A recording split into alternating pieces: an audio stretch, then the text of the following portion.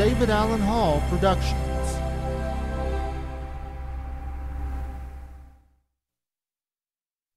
The following program contains material that may be offensive to some listeners. Discretion is advised.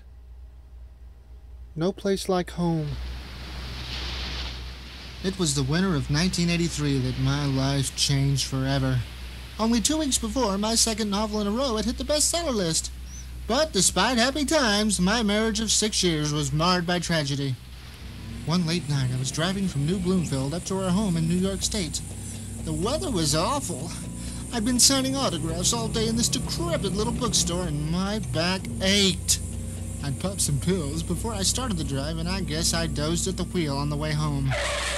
I lost control, and my car went into an icy skid. I survived the crash, but I was pretty torn up. My bones healed, but I'd lost my sight. The doctor said it was hysterical blindness, probably not permanent, and that my sight could return tomorrow or never. I had high hopes for a time, but nothing ever improved. My wife cared for me for about a week, then hired a male nurse to look after me. I found out later he was gay and discharged him.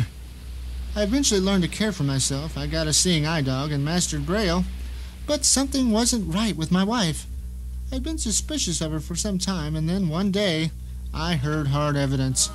She was sleeping with another man. It was my agent. She was even reading sex scenes from my books during foreplay. It's a wench. I divorced her soon enough, but my life was empty. I moved. The old ball and chain had taken half of everything I owned. So I wrote another bestseller, signed some more autographs, and eventually bought a little cottage on the Hudson. I'd come to cherish isolation. My other senses, especially smelling and hearing, developed to an amazing degree. I'd taken to dictating my chapters on tape and getting my publisher's secretary to type them out from time to time. And all in all, I was living a fairly comfortable life. I no longer clung to the hope of my sight returning, and Sid, my trusty seeing eye dog, had indeed become my best friend. I had a little cleaning lady that came to my cottage every few days to bring me food and tidy up. Not that I could tell if she was slacking off, but I made her bathe the dog from time to time, so I guess she was worth it. My new agent, a homo, dropped by occasionally to pick up my tapes, and I always had the paranoid feeling that he was stealing items from my cottage. Marie, my little cleaning lady, insisted that nothing was ever missing. But looking back on the whole mess now, I'd be better off if I was lying frozen in that ditch yet.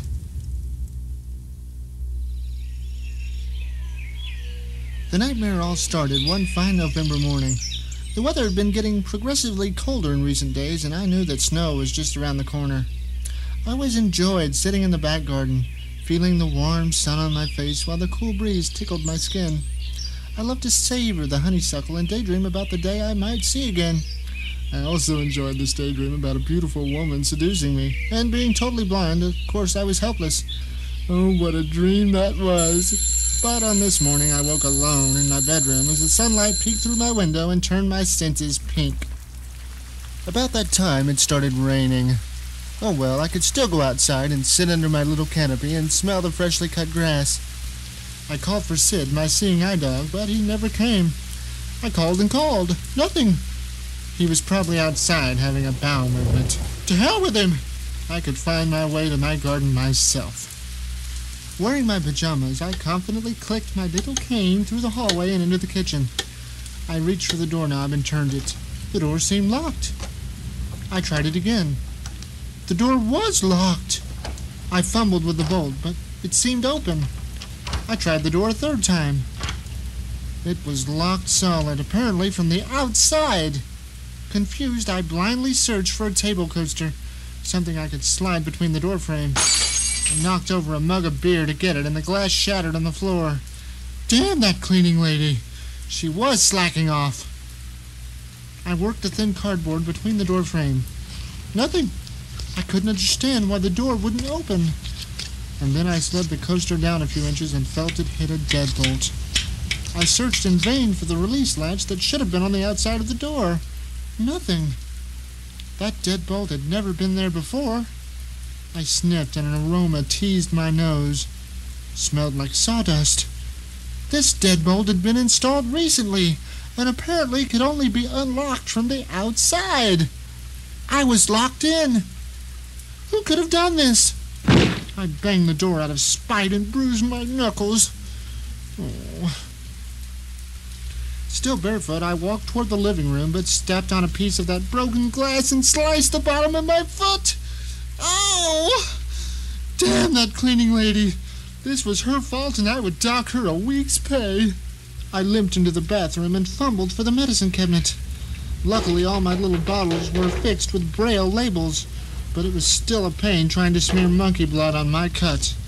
I managed to clean myself up and bandage the wound, and soon I was clicking my little cane toward the front door. It was locked, too, bolted like the back door. I screamed, and then I cursed. I felt sure my foot was bleeding under the bandage as I knelt down and tried to pry the doggy flap at the bottom of the door open. I'd had it installed so Sid could come and go as he pleased. It was one of those electronic door flaps that only opened when the magnetic tag on Sid's collar got near it. I'd ordered it from Hammaker and Sleemer because there'd been this stray cat hanging around a few years back, and I was tired of it coming in through the flap and dewing on my rug. Now I couldn't get the flap open.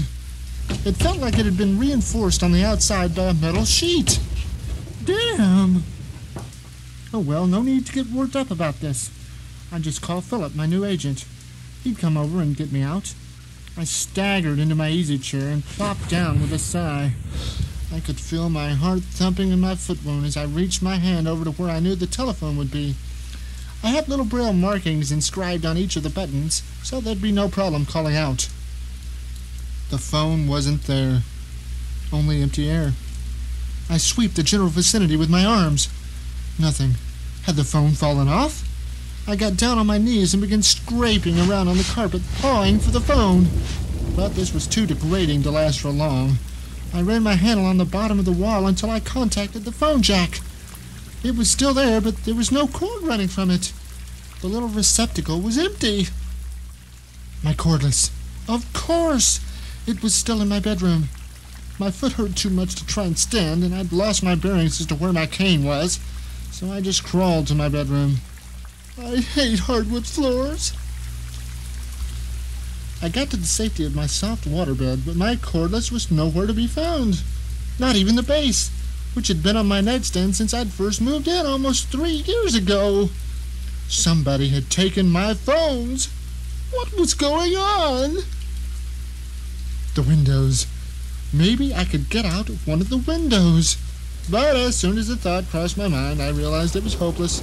I'd had top dollar, very attractive security bars placed on all the windows a few years back after Marie had thought she'd seen a hoodlum wandering around the garden. You know how these hoodlums are. You can't trust them. Maybe I could find the key and unlock one of the bar sets. I scrounged in my little trinket box, but didn't find it. I did find the spare key to my saw, but a lot of good that did me. And then I had it. Inspiration! I would start a grease fire in the kitchen. That would set off the smoke detector, which in turn would alert the fire department and send them running. Because of my blindness, all my security was tied into the police and fire departments. It couldn't fail. I knew there was a smoke detector somewhere on the ceiling because Marie occasionally set it off when she was cooking. But I had to be careful. Grease fires are not something you really want to mess around with. The last thing I wanted was to be trapped in this house with a fire out of control. But first things first. If I was going to move around much in the kitchen, I had to isolate the area where that glass beer mug had shattered. I couldn't take a chance on sauntering around the kitchen and slicing my feet to hamburger, and I couldn't seem to find my shoes.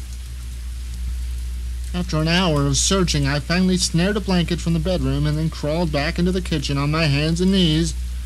I used my hands as little scouts, little feelers to find the deadly glass. I located what I thought was the perimeter of the circle, carefully slid the shatterings together, and threw the outstretched blanket over them. Now, if my toes touched any part of the blanket, I would know to stay away. I decided the safest way to handle this fire thing would be to dab a little grease on one of the burners and turn it on. That would do the trick. I fumbled around one of the cupboards where I knew Maria kept discarded grease in a Folgers can. But of course, it wasn't there. Well, I guess I'd have to fry some bacon. The refrigerator was empty. There wasn't even a frying pan under the sink. Somebody had really cleaned me out. They must have done it while I was in New York over the weekend. What could I do? I had to set off that smoke detector somehow. And then I had it. My secret stash. I'd been smoking marijuana for years and had a little cigar box under my bed. It was still there. I got a joint and my little Bic lighter and made my way back to the kitchen. I tried to approximate where the little smoke detector might be. I'd never really seen the kitchen, or the cottage for that matter, so I didn't know, but I figured my best bet would be to stand in the middle of the room. I shut the sliding door leading to the hallway to contain the smoke, and I fired away. The little joint sizzled, and I inhaled and exhaled deeply. I made a point to blow the smoke toward the ceiling. Soon half the joint was gone. I waited. I could smell the pot as it marinated the air. Nothing. Maybe one joint wouldn't be enough. I went back and got another. For any normal person, the trip to the bedroom might have taken 30 seconds. But being blind, I imagine it took me a full 3 minutes to retrieve another joint. And by the time I got back to the kitchen, the smoke had cleared. I lit up the second joint and puffed with a vengeance. But still, nothing. Maybe the little battery in the thing was dead. Or maybe it had been removed. This was getting ridiculous. It wasn't the fact that I really had anywhere to go, but just knowing that I was trapped in my own house, like an animal, made me want to get out. I knew Maria would be by later to clean, and I knew my agent would stop by tomorrow to pick up my new tapes, but I wanted to leave now. Let me tell you, I was feeling pretty frisky about now. My mouth was getting dry and my stomach rumbled. But oh, the thoughts going through my head. I would be an artist. I would make a sign. I had several sheets of poster board in my bedroom. I cut them and used them when I was boxing up my manuscripts. And I would make a friendly sign for the postman. It would say, "Help me, I'm hurt." No, wait. "Help me, I'm injured." Yes, much better. Hurt had a kind of an emotional connotation to it, and sentimentality will get you nowhere. I should know, I'm a best-selling writer. Making the sign was easy enough, but I couldn't be sure if it was legible. Probably not straight in any case, but it might do the trick if the postman saw it. I wedged it behind the bars of the window by the door. I pondered the possibility of someone else seeing the sign. Not much of a chance. My cottage was fairly secluded from the highway, with a security gate and a long, winding driveway to the front. As for me, I'd done all I could do for the moment. I was going to take a shower if they hadn't shut my water off. It was just what I needed. I was so thirsty I drank half the shower water. I felt much better and stepped out. The warm towel felt good against my wet skin, and I sat on the toilet top and lost myself in a million thoughts. I finally stood, some time later, and realized I had spent almost half an hour drying off. I was baked. Back in my robe, I returned to the living room. I decided to change the sign. I wanted it to simply say, "Please ring the bell." I was afraid that if the postman thought I was injured, he might be afraid to help me. Some people get that way, around the blind or the handicapped. They're not sure what to do or what to say, so they just stay clear. Those people disgust me. Besides, I'd cursed the postman out once because he'd been late with one of my audio cassettes or something, so I figured the less personal the message, the better. I reached my hand through the bars to get the sign. It was gone. I thought maybe it had slipped sideways and crumpled beneath the frame. But the sign was just gone. Someone had entered this house while I was in the shower and had taken my sign. I suddenly felt very violated, the way you feel after you've been shopping in a mall for an hour and returned to the parking lot and discovered that somebody smashed a hole in your window and stole your car stereo. So they wanted to play tough, did they? I could be just as tough. I wish I could say that I stomped to my bedroom and made another sign, but I stumbled there anyway. And my poster board and marker were gone. I wanted to scream, but if my jailer was still in the house, I didn't want to let him know he'd pissed me off. I didn't want to give him the satisfaction. Don't ask me why, but I went back into the living room and tried the front door again. Of course, it did no good. I slumped there in the hallway and sat on the floor. Why would someone want to lock me in my own house? And who could it be? What's worse, I had to assume that someone might be watching me. Could there be someone in the room watching me at this very second? Perhaps only feet away? No. My senses were far too keen for that, and my intuition had improved over the years to the point that sometimes I could actually sense if someone was staring at me. No, there was no one in the room with me at the moment, but there might be someone in the house shadowing me. I didn't really know what to do. I couldn't get out. I couldn't see whoever this person might be. So as hard as it was, I decided to go up to my bedroom and try to get some sleep. I would let this madman make the next move. But as I stumbled to my feet, I heard it. Noises from the kitchen. Sounded like someone was setting the table. I rushed in toward the kitchen door as fast as I could, but ended up running into the wall. I finally entered and immediately smelled a steak and baked potato in the vicinity. My hands hovered over the surface of the table. Yep, there it was, hot and steamy on a plate. My fingers touched a frosty glass. I dipped my finger in and licked it. Iced tea. I called out. I got no answer, but maybe some of my questions were answered. The fact that someone had left food for me suggested they cared about my physical well-being, and I suddenly realized that I was standing in the area where the towel covering the glass should be. Someone had cleaned that up too. Plus, the steak and baked potato were my favorite. This smelled like Sylvia's doing. But why would my ex-wife, happily remarried to my former agent, go to all this trouble? I didn't know, and at the moment I didn't care. I had the munchies. Classic symptom of dope. I ate that steak and potato and drank the last drop of tea in that glass. After I finished, I had doubts as to whether this was Sylvia's doing or not.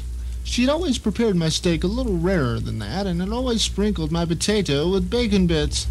She had her uses, but this steak was well done, and the potato kind of dry. I sat and contemplated the possibilities. Suddenly, I began to feel quite giddy. I decided to retire to my bedroom. I'd let them make the next move. I stood and wobbled toward the bedroom. I never made it. My senses exploded. I tried to cling to consciousness, but it was no use. I passed out. My God, the food had been drugged! I knew at that moment that whoever was responsible for this stunt had to die. When I awoke, it took me a moment to orient myself. The rain had stopped. It felt like nighttime. I could feel the bandage on my foot had been cleaned and changed.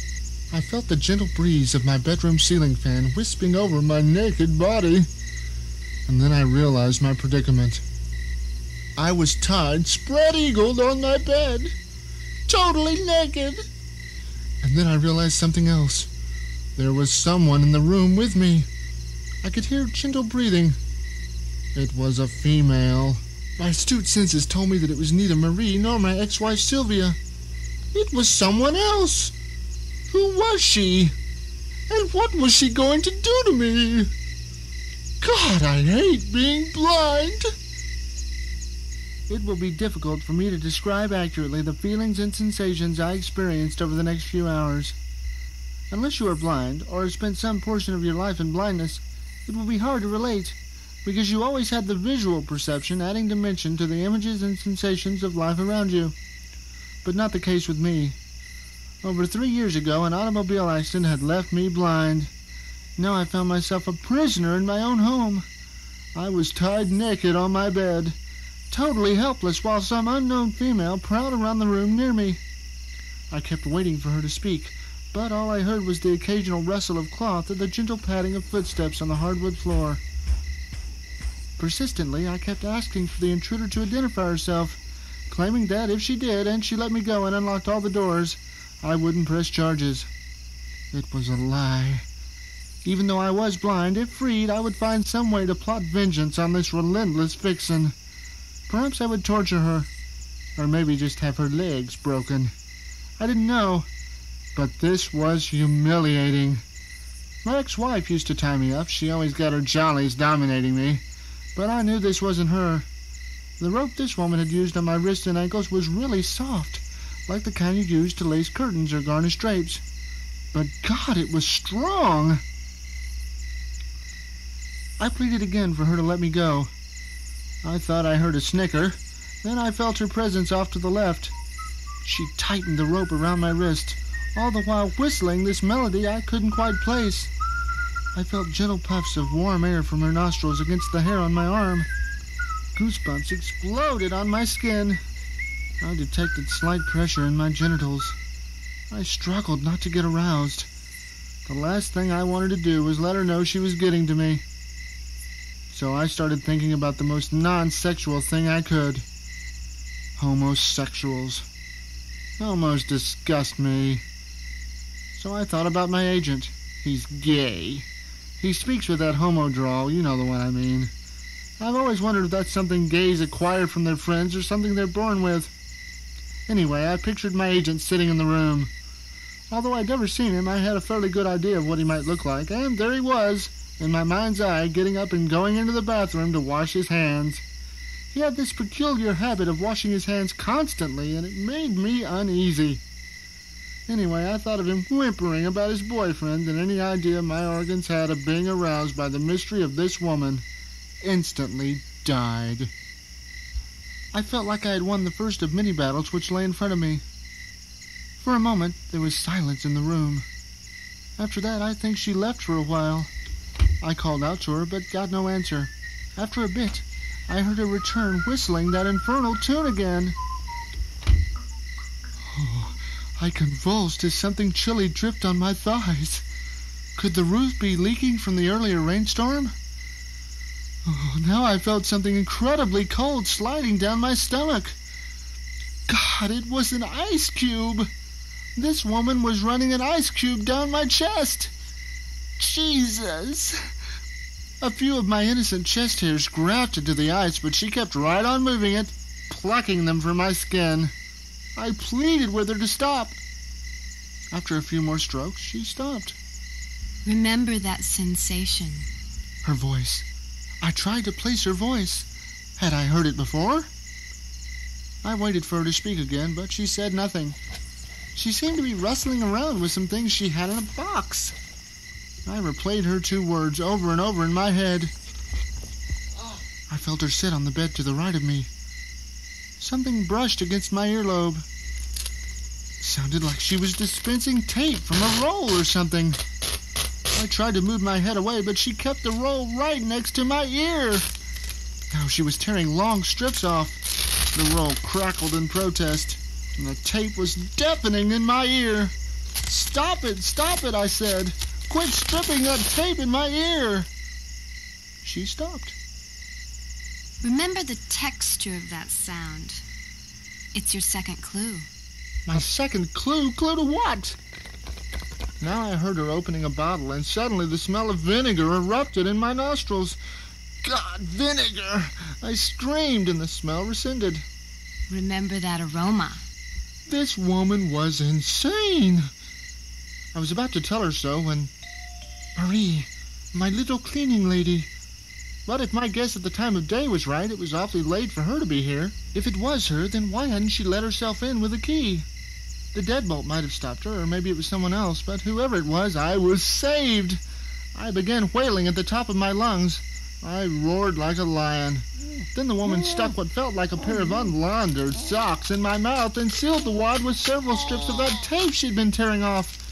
My mouth was packed. I felt like I was choking. Breathe through your nose. She dabbed a bit of vinegar in both my nostrils, then left the room and closed the door behind her. I tried to moan as loud as possible, but I knew I wouldn't be heard, so I quieted and listened. Well, is he here? I heard talking in the living room, but couldn't make out anything intelligible. I knew it wasn't Marie. The other voice sounded male. It could be my agent, but he didn't sound like a... What was going on? I waited, struggling silently against the ropes. I heard nothing further. It seemed like an eternity before... She ripped the tape off my face with one quick stroke. Then she extracted the socks from my mouth, and my chest heaved violently. Air never tasted so sweet. When I caught my breath, I asked her who was at the door. She didn't reply, so I asked her her name. Puddentame. Ask me again and I'll tell you the same. Oh, this wench was playing games with me.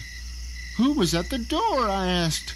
Tell me, just give me a clue. Why are you doing this? I'm surprised you're so puzzled. After all, you wrote this whole scenario.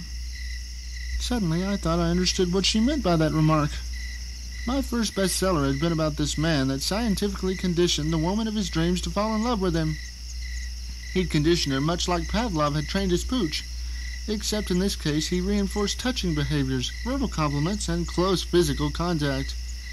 He'd conditioned her to become sexually aroused at the smell of vinegar, the touch of cold ice, or the stripping sound of an ordinary roll of tape.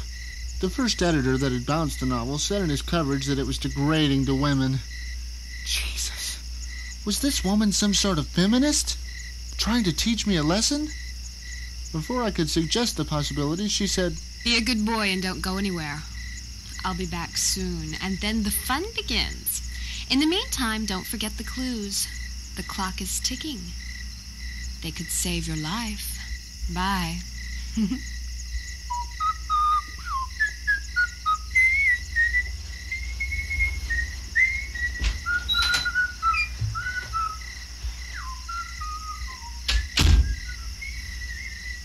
This woman was mad. A few moments passed.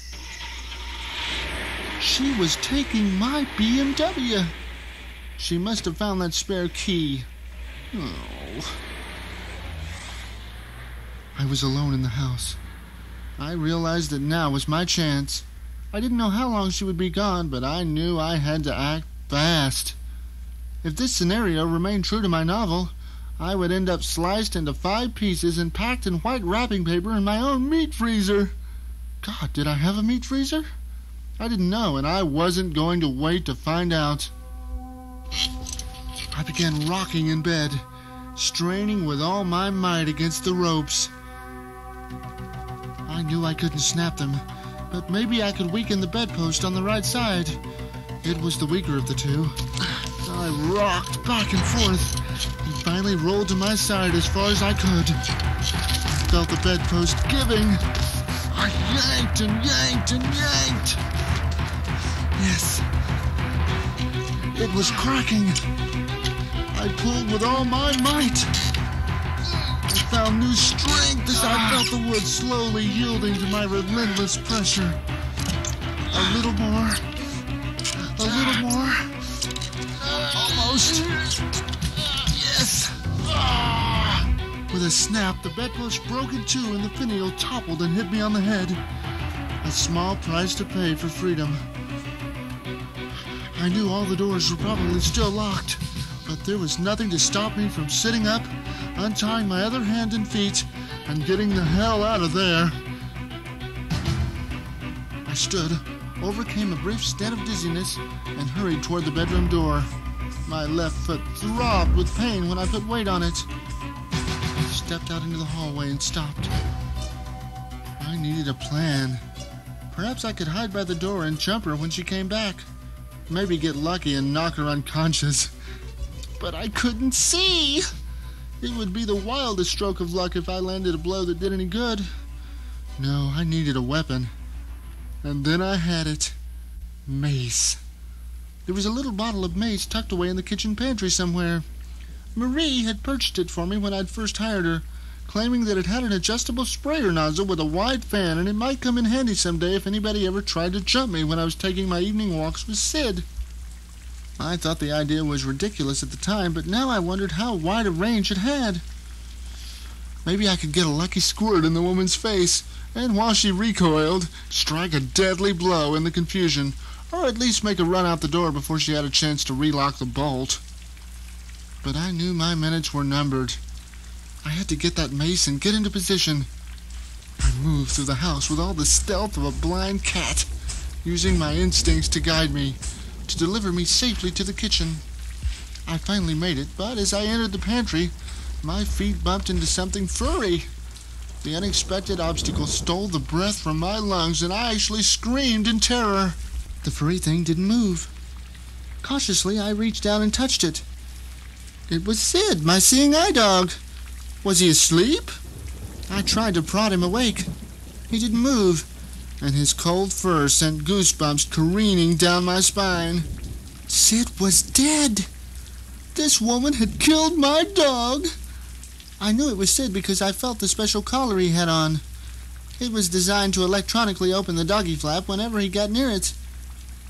I knelt by my dog. Tears formed in my eyes. Oh, this woman would pay.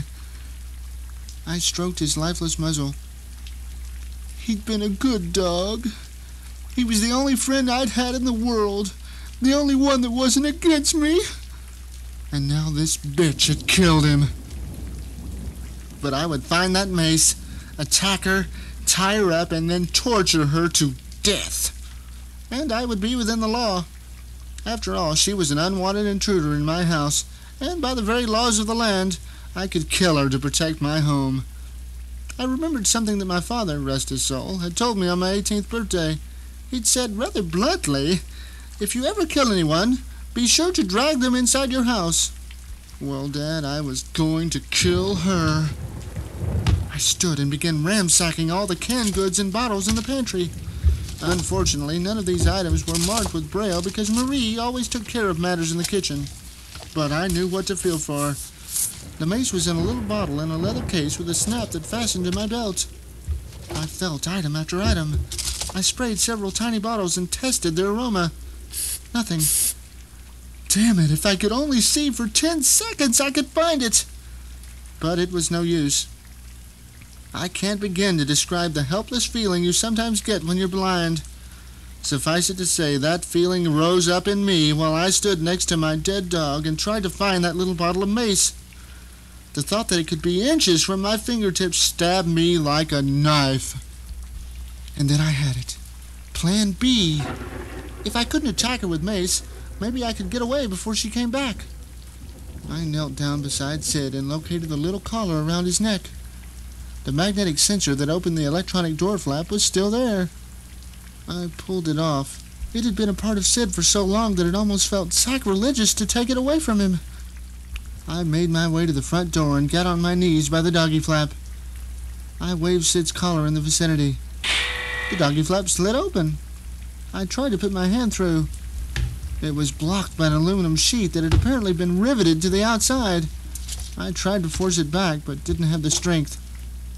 Quickly, I pivoted my body and tried to kick out the aluminum with my good foot. I banged it several times. It seemed to weaken a little, but not near enough. Maybe a hammer would do the trick. I remembered there was a little toolbox under the bathroom sink because Marie had come in once to get a screwdriver and she'd seen me naked in the shower. Maybe there was a hammer in that toolbox. I went to the bathroom and scrounged in the cabinet under the sink. Nothing. That wench had stole my toolbox. I cursed and started to leave. But I stopped when I smelled something. It was weird, but I could swear that I smelled my agent's cologne. It was that special cologne, you know, the one homos wear so they know when they're among friends. It smelled like it was coming from the shower. I slid open the door and felt with my hands inside the basin. A body. Was it my agent? I felt for the mustache that he always claimed his boyfriend enjoyed so much. It was my agent. It must have been him that came over earlier. My God, she had killed him and stuffed him in the shower. The thought of a dead homo in my bathroom made me retch. I opened the lid on the toilet and began to puke. I hoped I was hitting the water. Sounded like it. Suddenly, I had a ferocious headache, the likes of which I had never felt before. I thought my skull was going to burst. And then something strange happened. I could see a light in my thoughts. No, it wasn't in my thoughts. I could see a light in my eyes. Was I hallucinating? I became dizzy and yacked some more. Now colors were seeping into my consciousness, smearing my brain. My head pounded. The light was killing me. I covered my eyes and it eased. Slowly, bit by bit, I took my hands away. The next 10 minutes were hell. I could see the blurry image of the bathroom, but I was too sick to be excited. I felt like banging my head against the wall. Maybe it would make the pounding stop. I gently rubbed my eyes. The pain slowly eased. I could see. My God, I could see again. The doctor had said my sight might return someday. Unfortunately, the first thing I saw was the dead body of my agent. I'd been right all along. Even dead, he looked like a fag. I turned my attention to the bathroom. It was an ugly color, and the interior design was awful. Marie had no taste. I hurried into the living room. It was nothing like I had imagined, but I wept with joy. I ran through the house, my bedroom, the kitchen, and then I looked in the pantry and saw my dead friend Sid. And for the first time in 3 years, I also saw my own tears. My God, she was back. I had to do something. I'd get something hard and hit her over the head when she came in. I had the element of surprise. She'd still be expecting me to be tied up in bed. And now I could see, and she would pay. I searched the pantry for something to use, something sharp and blunt. And then I saw the little bottle of mace on the floor where I'd knocked it off earlier. I grabbed it and then unscrewed the handle on a plunger I found in the corner. Then I hurried to the kitchen door. Not only did I have the mace and the stick, but now I had a more important weapon, my sight. Oh, I was going to make her pay. My hands twitched with the thrill of the hunt. I would mace her in the face and then club her on the head. Delightful. There have been several moments in my life when an instant or a split second in time seemed to slowly wriggle toward infinity. But none can compare with this moment now, as I stood waiting by my kitchen door to strike a deadly blow on my kidnapper. Outside, her incessant whistling seemed to hang in the air forever, and the key in the lock boomed like a mechanical drum. But I held my ground and stood ready, my little bottle of mace poised skillfully in my fingers. I clutched the blunt end of a plunger in my other hand and waited for any sign of her skull. Finally, her keys silenced. I expected to see a woman, maybe in her early 30s, domestically grunting under a load of groceries. But what I saw in that split second made me wonder if my sight had truly returned or if in fact I were seeing a grotesque illusion. She was a woman, all right, and perhaps she was in her 30s, but she stood hunched in the doorway, a tiny thing, little more than skin and bone, slumping under the weight of a small black object. But she got no sympathy from me. I fired the mace right into her nonplussed eyes. I was sure I hit her square on, but the noxious mist had no effect. I fired a second volley. She only blinked. I was baffled. The mace had worked when I had tested it earlier. And then I realized it. The bottle was empty. Just the hiss of compressed air had been enough to convince my senses that the bottle had mace in it. Damn my eyes, after all. The plunger. I'd attack her with the plunger stick. I dropped the mace and gripped my weapon with both hands. That was about the time when she saw me and knocked me in the head with that solid black object. Solid black. That's all I could see for a long time. I came to, only God knows how long later. I could still see that I was once again tied spread-eagled on my bed, naked as a schizo near a shrink. This time the ropes on my hands and feet were bound securely to the metal bed frame below me. I wouldn't be able to rock myself out of this one. She was doing something in the bathroom. The door was closed, but I could see her shadow slithering under the crack. See, wait a second. As far as she knew, I was still blind. How could she have known about my miraculous cure in the bathroom? True, she might have read something in my eyes the split second before she'd hit me with that black thing, But the fact that she was still whistling might mean that she didn't suspect anything. Whistling seemed to be her little way of establishing identity with blind me. And that was a weapon I could use against her. My new plan had 3 integral parts. First, I had to start shrewdly pretending I was blind and determine if she suspected that I could really see. If that first step were successful. Secondly, then, I had to find out her reasons for this mad charade. If I could determine that, maybe I could gain a better insight into her ultimate scheme and fate for me. And thirdly and finally, I had to devise a strategy of escape, constructed around the premise that my exclusive knowledge of sight was a definite advantage for me. I could do it, but I would have to fight my primal instincts. I could look in her general direction, but I couldn't for the smallest of a fraction of a second ever look into her eyes. Feebly, I threw my face in the general direction of the doorknob. I tried to focus on small random things, a knot in the door, the light switch, or the red pockmarks on her bare legs. My God, the girl was dying from some awful disease. But wait, what if the pockmarks were just an elaborate makeup scheme to try and force me into revealing my secret ace, my sight? Even though I never stared directly at her, I could see that she came in carrying a baseball bat. She waved it round in front of me, at times frightfully close. But I was stoned. She dropped the bat. I cleared my throat. Why are you doing this to me? I want a straight answer, and I want it right now, Missy. You wrote a book called Heartstrings? Your first bestseller, I believe. The one about the man who scientifically conditioned the woman of his dreams to fall in love with him. Remember? Whenever she exhibited sexual tendencies around him, he reinforced her behavior with insincere flowers, or candy, or words she needed to hear at the moment. Words that made her feel great about herself and want to spend the rest of her life with him. 6 days ago, I found a marked-up copy of this little novel. Apparently, it had been quite an inspiration to my husband. I even recognized some of the positive reinforcement strategies he used on me. Angered, I felt that sleeping with this bisexual man I know would prove I had free will.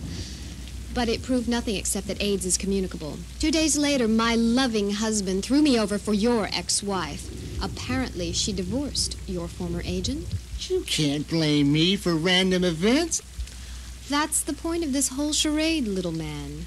Since your book was only indirectly responsible for destroying my life, I'm going to give you the same chance at freedom that I gave my ex-husband and that diseased bisexual.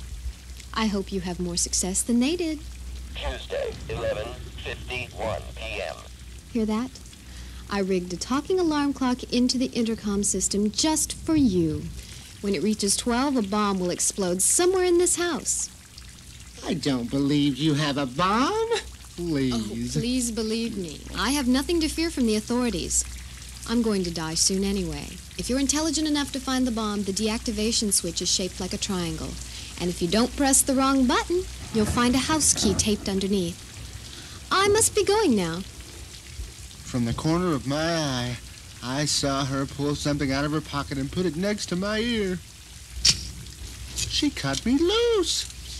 I felt like she was still suspicious, trying to force me to betray my eyesight by moving the knife menacingly close to my body as she untied me. Tuesday, 11:52. But I didn't so much as flinch when she set me up. I felt a little dizzy, and once or twice my vision faded, but it came right back. Still, I felt she was suspicious.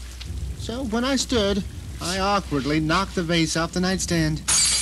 And then, to my horror, I realized she was thinking that the only reason I knocked the vase off was to try and convince her that I was really still blind. So I decided to do something so cunning and clever that no suspicions could remain in her rotting skull. I walked with bare feet right over the broken pieces of the vase. I screamed and fell down when the glass sliced my right heel, and she seemed satisfied. I was a genius. And I saw my genius manifest itself in that baseball bat by my bleeding feet. I clumsily stood and moaned with pain. Then she made her fatal mistake. She turned her back to me. In one smooth motion, I grabbed the baseball bat, spun around, and whacked her in the side of the neck with it. Tuesday, 11:53. To my surprise, it was a direct hit. As she wailed and sank to her knees, I would almost swear she smiled at me. She died gagging. Tuesday, 11:54 p.m. I thought I had a strong stomach, but I'd never watched someone writhe in agony and die before. I felt a little queasy, then a little dizzy, and I stumbled into the bathroom. I don't think it was her death that nauseated me as much as it was that last little smile she'd given me. And then that wretched headache came back. Now I was feeling dizzier. My vision blurred and I couldn't get it focused.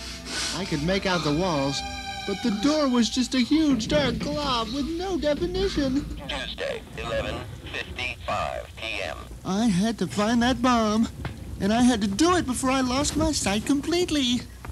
But I hadn't taken 3 steps before I was once again returned to the world of the blind.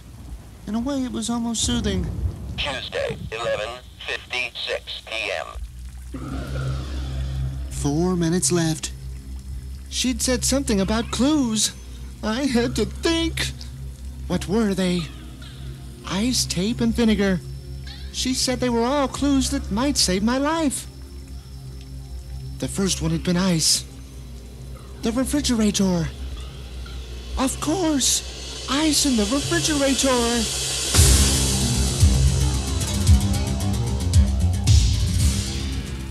I crawled into the kitchen and reached into the bin. I felt ice all right, and then something else. It was a little metal ball with a strangely familiar texture on it. Of course, it was the little ball that hung from the string on the ceiling fan in my bedroom. Tuesday, 11:57 p.m. I raced back into my bedroom and reached toward the ceiling fan. I felt something sticky brush across my fingers. It was a long strand of that tape hanging from the ceiling. For a second, a blurry version of my vision returned, but then came the absolute darkness of hell. I frantically grabbed at the tape and pulled. It cracked steadily along the ceiling, down the wall, led me across the room, out the door, through the hall, into the living room, and back into the bedroom. Idiocy! I kept pulling and found myself halted by the closed bathroom door. The trail of tape kept running under the crack, but the bathroom door was locked. It had never had a key before. Tuesday, 11:58 p.m. What clue was left? Vinegar. I started sniffing round the bathroom door. Yep, there it was. I could smell a trail of it starting near the top hinge in the door, and my nose followed it along the wall, over the bed, down to carpet level, and back up to my nightstand. Oh. My nose found a little bottle, apparently dabbed with vinegar, resting on the nightstand. I got a brilliant idea and decided to turn the bottle upside down. I was in the bathroom in a flash, once again following that trail of tape. It led me across the countertop, over the toilet lid, and directly to the shower. My dead agent's cologne mixed with residuals of vinegar still deposited in my nostrils. Just the smell of that homo cologne made me want to gag. I opened the shower and kept pulling. The tape tensed in my hand. I was at the end of the line. I traced my steady fingers to the end of the tape and felt to see what was tied there. Before the sensation lasted even a nanosecond, I pulled my repulsed fingertips away from the cold skin of my dead agent. I sat there determined not to retch and listened to some faint muffled ticking noise. My God, my dead agent! She'd taken off all his clothes and put the bomb underneath him. Tuesday, 11:59 p.m. That treacherous vixen. I had 60 seconds. I wanted to just grab him and turn him over. It sounded like the ticking was coming directly underneath his... but I just couldn't do it. I felt the gagging reflex surfacing from my belly. I couldn't go into a course of retching now. I'd be a dead man. Suddenly, I remembered something my father had once said. He said that it was impossible to gag if you breathe through your nose. My new plan? wrap a thick sheath of toilet paper round each hand, breathe rigorously through my nose, and then turn the dead man over. In all fairness, he was just a man now that he was dead. Rigorously breathing through my nose, I lashed out and wedged the body over. The ticking got louder. My hand shot toward the noise, and my sensitive fingers held nothing but an egg timer, ticking loudly. 10, 9, My God, a countdown! 6, My fingers lashed in all directions. 4, I hit something 3, hard. 2, Yes, a 1. triangular-shaped button. Wednesday, 12 a.m. Done it. I deactivated the bomb. I sat there beaming, then remembered she'd promised that a house key was taped under the button. It was there, and it worked. I opened the door and started to go outside, but then realized I didn't have any clothes on and had to go get dressed. Immediately, I used the phone by the gate to call a cab, and I had the cabbie take me downtown to the police station. I told a convincing story, and every bit of it was true, but for some reason, no one believed me. Just because they found 2 dead bodies in my house, I was charged with murder. Tests confirmed that that woman had indeed had AIDS, but I pleaded that a blind man would be incapable of killing 2 people and a dog with such precision. But that mean man that kept asking me questions said that my scarred feet were a testimony toward a possible death struggle with my victims. Then I pleaded that that bomb was proof my story was true. Unfortunately, my fingerprints were not only all over the bomb, they were also all over the baseball bat that killed everyone. Still, I stood tall and felt justice in my breath.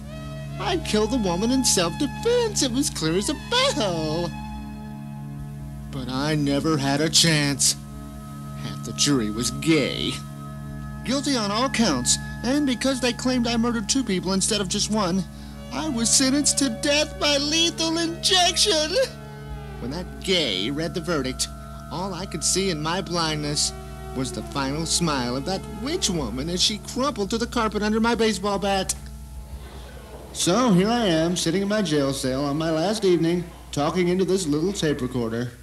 I had to wink at one of the guards before he was kind enough to let me borrow it for an hour. And now it looks like the tape's running out. It's just as well. They just brought me my last meal, and I guess I'd better eat it before it gets cold. I'm surprised. A nice steak, rare, with a potato, and... well, they left off the bacon bits. Oh, everyone's against me. No Place Like Home was written, mixed, and performed by David Allen Hall. The woman was played by Angela Churchill. Music by Yanni. Additional music by Friedman. Special thanks to David and Jennifer Whitley. This program is copyright 1990.